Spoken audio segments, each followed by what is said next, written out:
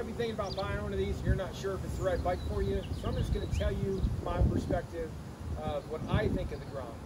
Now, I don't work for Honda. I don't work for a dealership. I'm not a mechanic for Honda. I'm just somebody that's been riding motorcycles for 30 years. And before I bought one, I wanted to get some background. So I'll answer some questions that you might have. Price-wise, how much is it? $4 grand out the door. A lot of dealers have prices out there, and then you call them and they want more. They say, well, freight, setup, all that. Our local dealer says $39.99 out the door, freight, setup, document fee. If they can do it, every other dealer should be able to do it also. Gas mileage, 100 miles to the gallon, 100 to 105. That depends if you're riding it wide open throttle everywhere, or if you just baby it everywhere you go. 100 miles to the gallon is pretty amazing right now when gas is $4 and $5 a gallon. Dependability. It's a Honda, you know. Honda motorcycles, Honda generators, Honda cars. Honda builds a reliable product. So, is it reliable? Dependable? Yes. Maintenance-wise, maintenance is pretty basic and it's pretty easy. If you've never had a motorcycle, you can YouTube yourself on how to change the oil, adjust your chain, look in your owner's manual. Simple, cheap, easy. So maintenance is easy. Top speed, you're going to run about 60 miles an hour. You run 62, 63, totally stock, flat ground, with a slight wind at your back, literally. If you ride down a smooth road with no wind, you run high 50s, maybe 60. If you're going up a steep hill, you probably run it about 50, 49, 50. Overall, I'm talking about, you know, a long steep hill. But if you just run on your normal roads, normal highways, you're going to probably average about 55 miles an hour. And that's if it's stock. Now, you can put mods on it, and you're going to get more power out of it. But from the factory, you can average that you're going to run about 55 miles an hour. That's me at almost 200 pounds, 6'2", with my wife on the back.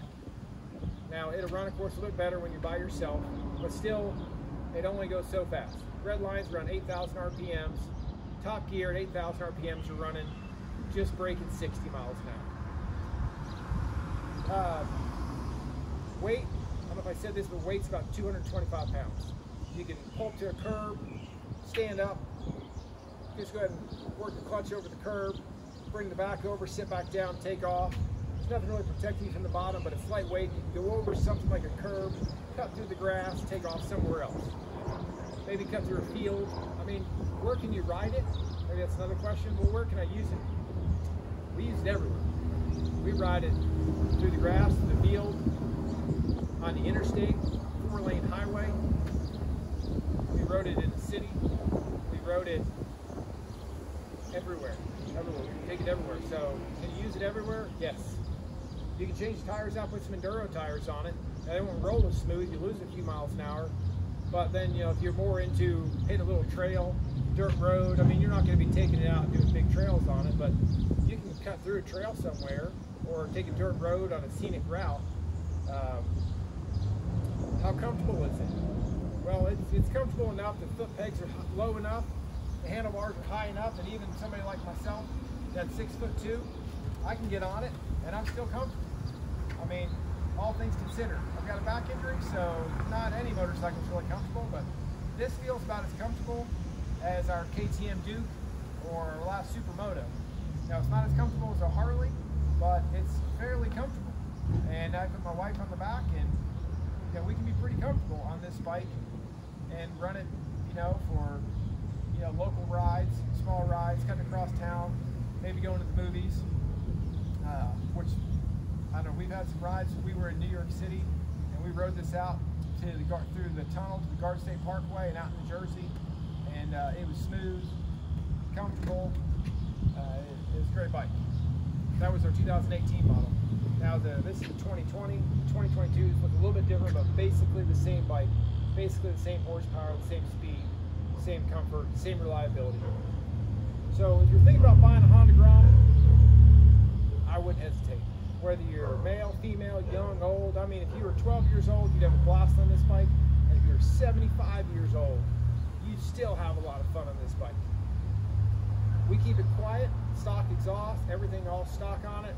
Turn around, have a conversation. Yeah, Harley's loud. We keep this quiet, or you turn around and have a conversation as we're cutting across town, or on the highway where you're not just screaming back and forth at each other because the bike's so loud. Now, remember, careful when you ride a motorcycle. A lot of people don't see you, especially when they're quiet and they're small. So pay attention, and yeah, that's all I've got to say. Honda Grom, man, it's a great bike. And that's it. Hope you have a blessed day. Hope you appreciate your life. Count your blessings. Don't forget to apologize. And that's it. That's it. All right.